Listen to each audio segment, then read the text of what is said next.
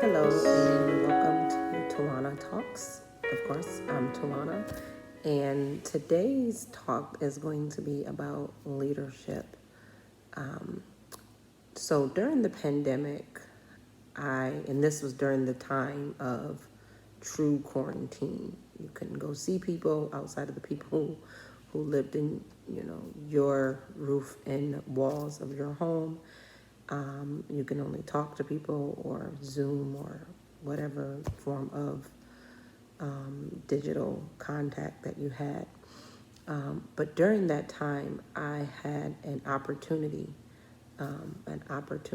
I would say now, call it an opportunity to participate in one of the most transformational leadership trainings that I could possibly say would ever be.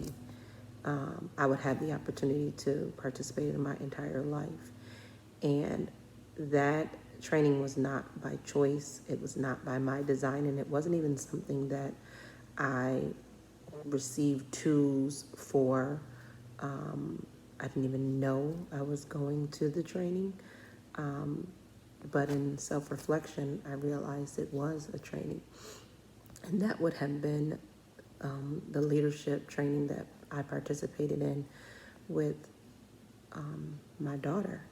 During the pandemic, she was 4, going on 5, or no, 5 going on 6, I'm sorry, during the true quarantine time. And first off, the number one person that you ever participate in leadership with is yourself. You're the first person that you lead. And then if you have children, then your children are your next level of leadership, if you will, in some capacity, depending on, you know, other opportunities in your life, whether it be a spouse or, other people that you're raising. So I wouldn't necessarily say the next, but one of the other opportunities in leadership training is your children.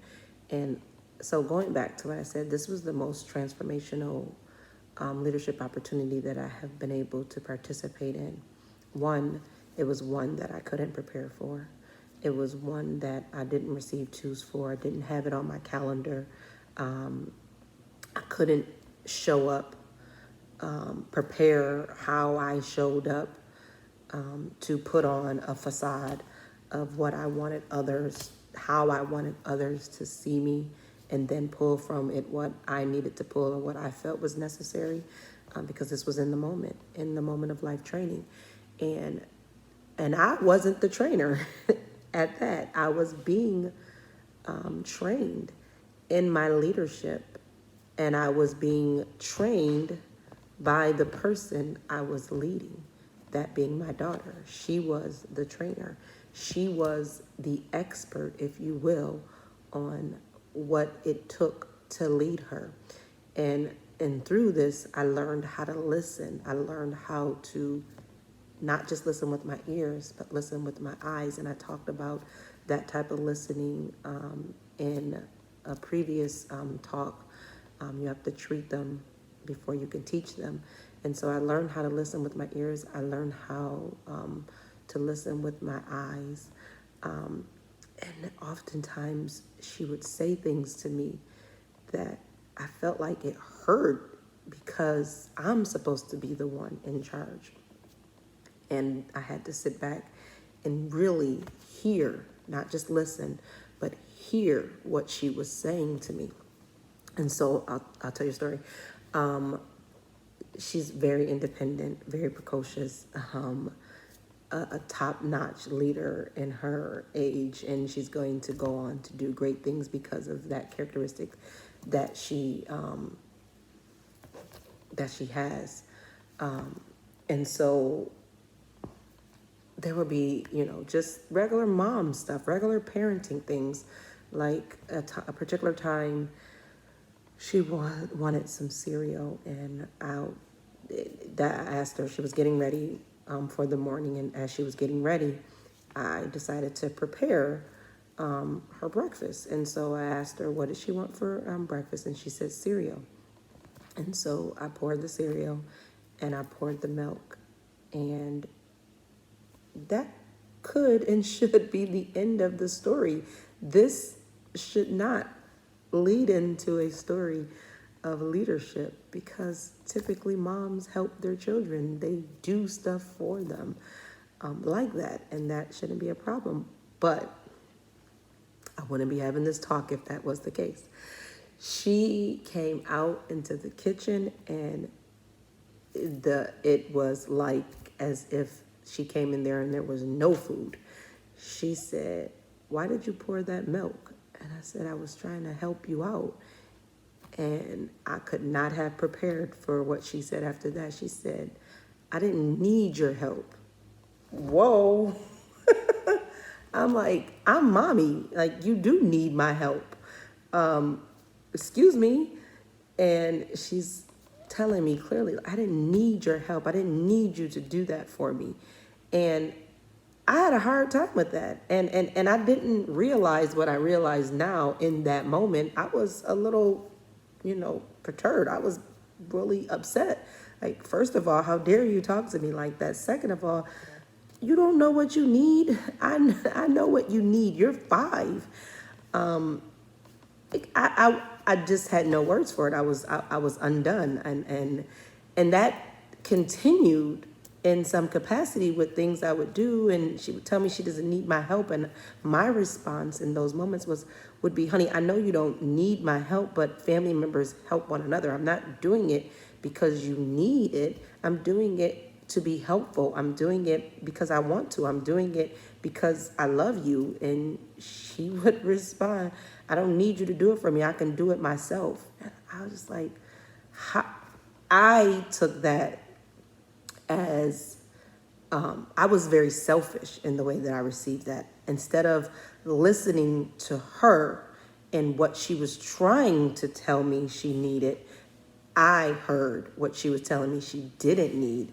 And in those moments, I felt a lack. I felt I was defensive in that, like, I started looking at myself of who I am and what I bring to the table, and not who she is and what she needs at the table. And I wasn't bringing to the table what she needed. I brought what I thought she needed, because in that moment, I'm acting as the know-it-all, and I'm not. And so I had to start reflecting and thinking. And in this time as well, I should also mention in this time, I was also the principal of a high school, the high school principal. And so I started to reflect on what my daughter was telling me, and comparing it to how I was showing up as the leader of a school, because I'm a leader at home of my daughter, and then I'm also a leader of a school. And this is in no way comparing my staff at the time to my child. I'm more so looking at the capacity of which I was operating as a leader. And so as I started reflecting, I started thinking, I see myself showing up this same way in my leadership as a principal, whereby I am doing things that I think is helpful. I'm bringing to the table what I feel is needed, and not hearing and seeing and hearing with my eyes what others are telling me they need or don't need. I'm looking at it as if, well, if I was doing this, if this were me, or here's what needs to happen. And so then I had a conversation with a friend who was also a colleague, and he's also a licensed counselor, and just having a conversation about the differentiation of me showing up as a leader, not separating myself, but understanding how I need to operate in the capacity of as a leader and in the capacity as Tawana. There is a separation, when you are operating as your natural self and then you have to operate as the leader in a certain capacity. And so when I'm with my friends and my family, I'm still a leader. However, I'm Tawana. I don't have to push forward things, or I'm not over, said certain things. And so my natural capacity as Tawana is a nurturer, helper. Like I my natural person is to organize, to set up, to find gaps, to close gaps. That's my natural self.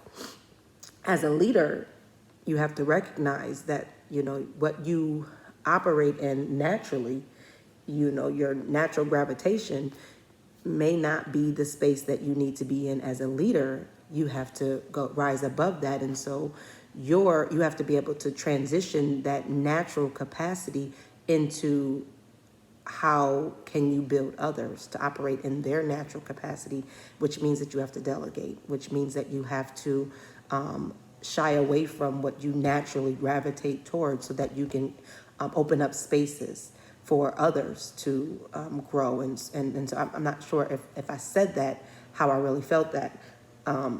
You have to step out of a space so that you can allow someone to step in that space and grow. And if you remain in that space, only one thing can operate a space at one time. That's volume. So just only one thing can operate a space. And so if you're there and you stay in that space, that is limiting an opportunity for someone else to be in that space. And so just going back to how you show up as your natural self versus a leader, and being able to identify how your natural gravitation could be limitation for someone else's growth.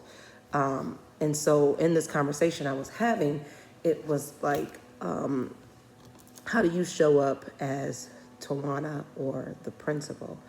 And it was, and again, I took this part of the conversation as like defensive. Like, what you mean? Like, I try to participate in aspects where I don't take my title or anything like that and put it at the forefront and say, well, I do this because I'm this title. And so I took that defensive, like, I'm not bossing up. I don't do principles, so I don't understand what you mean. Like, that's not what I do. And it was very much so on the contrary of, no, you show up as Principal Wiggins when you are operating in a space where you're comfortable and you know that the other people can lead. They've shown you that you don't need to do anything there. You've got, that person is already operating in their capacity.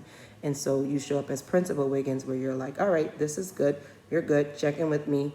And that's good. This is what I need. And so you show up as Tawana in spaces.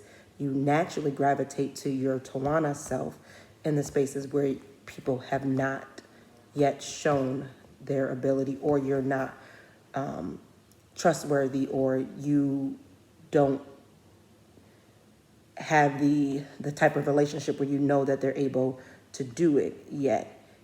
And then that, I started thinking, well, that limits others, right? Because I'm showing up as my natural self and I'm just doing it. And what I'm speaking to people, when I feel like I'm helping and I'm putting it together and I'm organizing it and I'm filling in the gap, I'm seeing myself as being helpful. And people are saying with their actions, not necessarily with their words, like my daughter very clearly verbalized, I don't need your help. And I did not step back to hear or see that, because that is then communicating to others, you don't think I can do it. You do it because you don't think I can do it. Not you do it to be helpful. You do it because you don't think I can do it. So going back to my daughter, when she said, I don't need your help, what she's saying is, on the contrary, is I can do it. Let me do it. Let me try it. Let me fail forward. Let me make the mistake so that I can learn.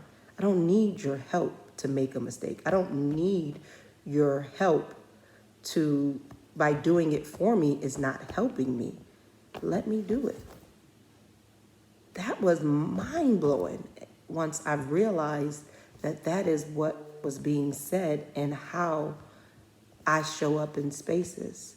So it's important to, again, like I said, hear with your eyes, listen with your ears, and sometimes take yourself out of the way so that you could open up a space for someone else, and you could open up a space to grow someone else in that space. And then also take yourself out of your own self's way so that what people are saying to you verbally or physically, you're not being defensive, which then is not allowing yourself to grow and not allowing others to grow because you're defensive. So people are saying, I don't need your help. Don't take that to heart. Look at what they're really saying. Thanks for listening.